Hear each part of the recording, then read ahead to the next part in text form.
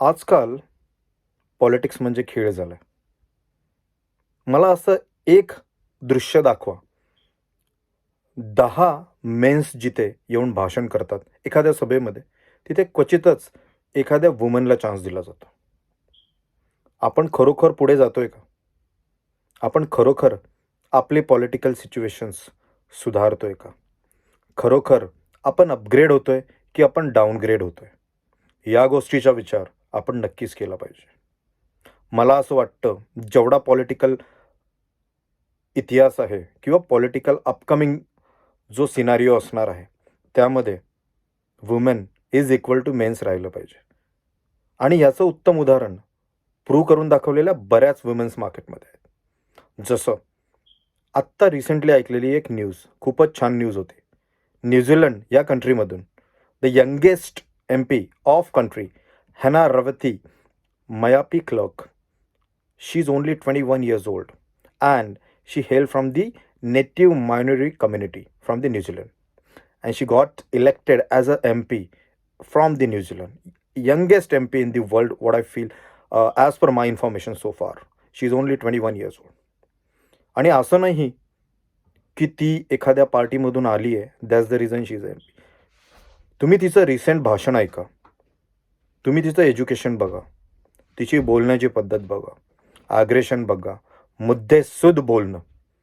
खरंच सगळ्या मुलींनी ॲज अ एक्झाम्पल घेतलं तर आपल्याला खूप फायदा होईल. कधीकधी कोणत्या कंट्रीजकडनं किंवा कोणत्या एक पर्टिक्युलर सेगमेंटकडनं काही गोष्टी शिकून घेणं ही पण एक कलाच असते. आपल्याकडे पण अशी उदाहरणं आहेत.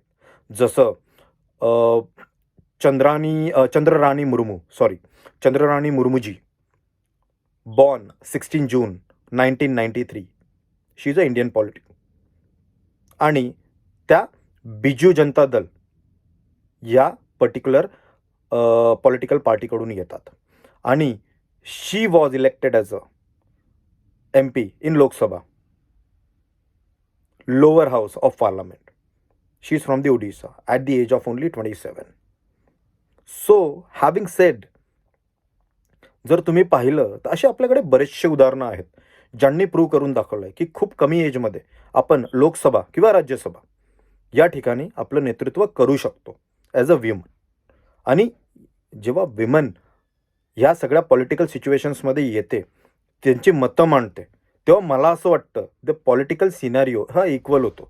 प्रत्येक वेळेस मेन हा गरजेचा नाही की डिसिजन घेणार आणि ते राईट करून दाखवणार. मला असं वाटतं वुमेनला सेम इक्वॅलिटी दिली पाहिजे. अजून एक उदाहरण माझ्याकडे आहे. तसंच Nadia eighth victim, she born at 29 August 1996. She is also MP from the Nottingham. Nottingham is the part of, is the place, is a county from the United Kingdom. And she elected in 2019 as a MP. She came from the Labour Party. म्हणजे UK मध्ये 2 parties असतात, Labour party आणि Conservative party. She coming from the Labour party, which is one of the best thing that she have elected at the age of 23 only. So असे बरेचसे examples आहेत. जसं आपल्या एका मूवीमध्ये आमिर खानजीचा एक रिसेंटली मूवी आलेला, खूप चांगला मूवी होता, इन्स्पिरेशनल मूवी होता, स्पोर्ट्स बेस होता, ज्यामध्ये मुली ही चांगला स्पोर्ट्स खेळू शकतात आणि स्वतःला प्रूव्ह करून दाखवू शकतात. याचं उत्तम उदाहरण दिलं होतं. आणि त्यामधला एक डायलॉग मला नक्कीच आणि नेहमीच आवडतो, हमारी छोरिया क्या छोरो से कम है क्या. मला असं वाटतं बाबासाहेब आंबेडकरांनी हा डायलॉग एक प्रकारे 1950मध्येच डिक्लेअर केला होता, जेव्हा हिंदू कोड बिल कोडिफाय करण्यासाठी जे प्रॉपर्टीज लॉज अँड प्रोसिजर्स त्यांनी मांडल्या होत्या, त्याला भरपूर अपोज झाला होता. कारण डेफिनेटली आपण असंच म्हणतो, आपल्याकडे असं आहे की एखादी गोष्ट म्हणली की ती सेमच झाली, म्हणजे आमची कंट्री मेन ओरिएंटेड कंट्री आहे, मेनला डिसिजन घ्यायचा हक्क आहे, मेन इज द डॉमिनेशन. असं नाही आहे. मला असं वाटतं हिंदू कोड बिल याच्यामध्ये सेम राईट्स दिले होते वुमेन्सला, मायनॉरिटीज, मॅरिज, डिवोर्स, ॲडॉप्शन, तसेच त्यांच्या बेसिक राईट्सवर त्यांना स्वतःचा इंडिव्हिज्युअल हक्क आहे.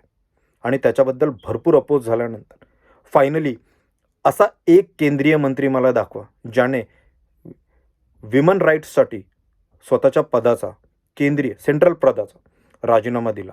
Law minister of India doctor Babasaheb Ambedkar यांनी त्या दिवशी त्यावेळेस आपल्या पदाचा राजीनामा दिला आणि प्रूव्ह करून दाखवलं की आम्ही ह्युमन राईट्ससाठी लढणारी लोक आहोत. तसेच म्हणजे लोकांचं असं पोर्ट्रे केलं गेलं आहे की बाबासाहेब आंबेडकर फक्त आणि फक्त मायनॉरिटीजसाठी लढले. मला असं वाटतं त्यांना पोर्ट्रे खूप चुकीच्या पद्धतीने केलं गेलं. इवन मी अशाही गोष्टी ऐकल्यात की बाबासाहेब आंबेडकर यांना डिफरंट कम्युनिटीज किंवा डिफरंट धर्माचा हेट होता. असं काहीच नव्हतं. जर तसं असतं तर काळाराम मंदिराचा सत्याग्रह झाला नसता. कारण काळाराम मंदिरामध्ये दलितांना, शूद्रांना एंट्री नव्हती आणि त्यांनी तिथे एंट्री घेण्यासाठी, त्यांना समान हक्क देण्यासाठी हा लढा उभा केला, सत्याग्रह उभा केला आणि त्याच्यामध्ये सक्सेसफुल झाले. याचा अर्थ हा होतो की त्यांना इच्छा होती मंदिरात जायची. मला हेच समजत नाही की बाबासाहेबांना प्रत्येक वेळेस रॉंगली का पोर्ट्रे केलं जातं आणि आपण ते का ऐकतो.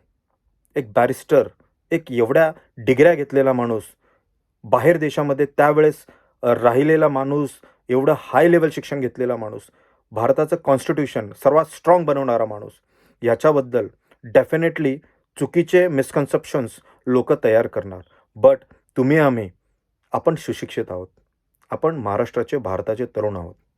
आपण ह्या सगळ्या गोष्टींना इग्नोर केलं पाहिजे.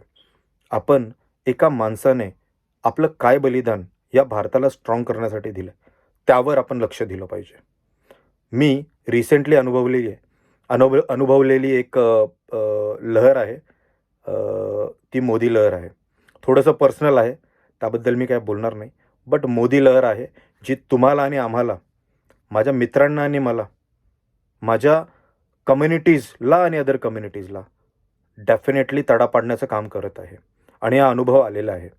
मला असं वाटतं मित्रांनो, आपण स्ट्रॉंग आहोत. तडे पडू देऊ नका. धर्म, जात, देव हे तडे पाडण्याच्या गोष्टी नाही आहेत. या भावना आहेत. या भावनांना मनात ठेवा आणि आपण एकत्र राहिलं पाहिजे. एकामेकांच्या सगळ्या सणवारांमध्ये, सगळ्या दुःखांमध्ये आणि सुखांमध्ये आपण एकामेकांसोबत राहिलं पाहिजे. आणि हीच भारताची खरी एकता आहे आणि हीच भारताची खरी पॉवर आहे. मला असं वाटतं आपण जर हे फॉलो केलं तर नक्कीच आपण पुढे जाऊ. एवढं बोलून मी आजचं माझं मनोगत व्यक्त करतो. जय भीम, जय ज्योती, जय महाराष्ट्र आणि जय भारत.